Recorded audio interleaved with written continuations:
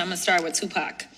We're going to start with the fact that Tupac famously said, for those of you that didn't necessarily listen to rap, that we've got money for war, but we can't feed the poor.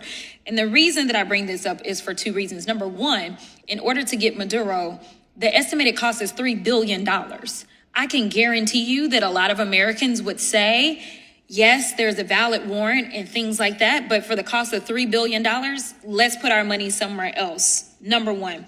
Number two, Professor, you talked about the fact that if there wasn't the loss of life as it relates to our service members, or if this was just kind of quick boots on the ground for a second, then it wasn't war. So just answer this question for me. Would you consider what is taking place currently in the Middle East a war because we continue to have our sons and daughters returned in caskets to the United States? That's a yes or no? No, the analysis for Iran is different. Oh, okay. Okay, so you agree with me then? Yes? I didn't say that. Okay, it's different analysis. So I'm just going to go with you agree with me because this is clearly a war and it's unconstitutional.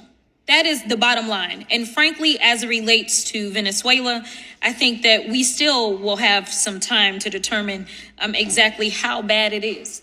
Because imagine for 2 seconds that you had fishermen and sailors that were coming from the United States, and Venezuela all of a sudden started bombing our people, saying, oh, no, you're bringing guns. Because let me be clear, America does their fair share of nonsense in other countries. We tend to supply everybody with the guns. We flood this world with guns everywhere, right? So let's say they said, you know what, we don't want all those guns going to the gangsters in our communities. So we're just going to start blowing people up. And frankly, legally, that may work for them. You know why? We have a constitution and not everybody does. And so it is offensive to sit here and engage in this conversation as someone who practiced criminal law. And my God, everyone that I had, no matter what they were accused of, even if they were accused of capital murder, they were given an opportunity to actually show up in court and face their accusations, not be killed.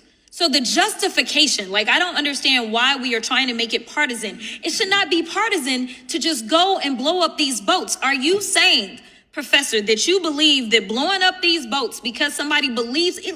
You know what? Let me do it this way. Let's say they are drug traffickers.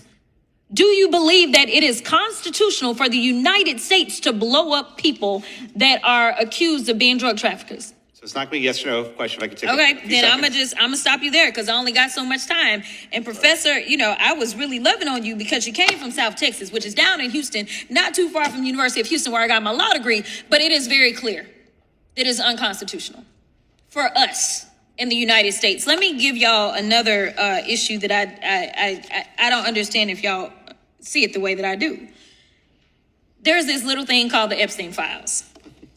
There's a lot of people that have been found liable, charged, all kinds of stuff, from Prince Andrew and Peter Mandelson, from Norwegian officials, the former prime minister, and the former ambassador, all these different people, right?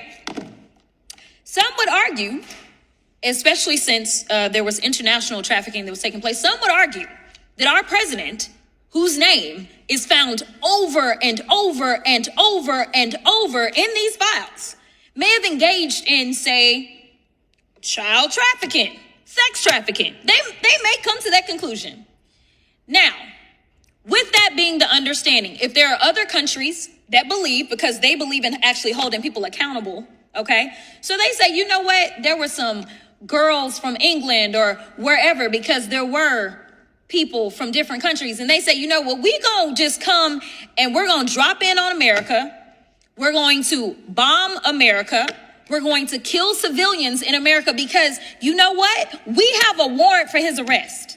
Whether it's for the child sex trafficking in the Epstein files because America doesn't want to do their job, or whether we're talking about violating international law, whether we're talking about going and just randomly killing people.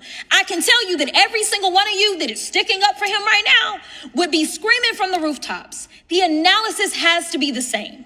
I am so offended that I am still paying my daggone student loans for law school, and it seems like none of it matters nowadays, because seemingly what we do is we twist the law to justify. The analysis is the same. If you would be outraged if they came and bombed our country to go after him, to arrest him, if you're listening, that I don't know. I don't know if people are doing this. But if they decided to do that because of the Epstein files or because of violating international law, you all would be against it. So we should be against it right now. Thank you, all yield.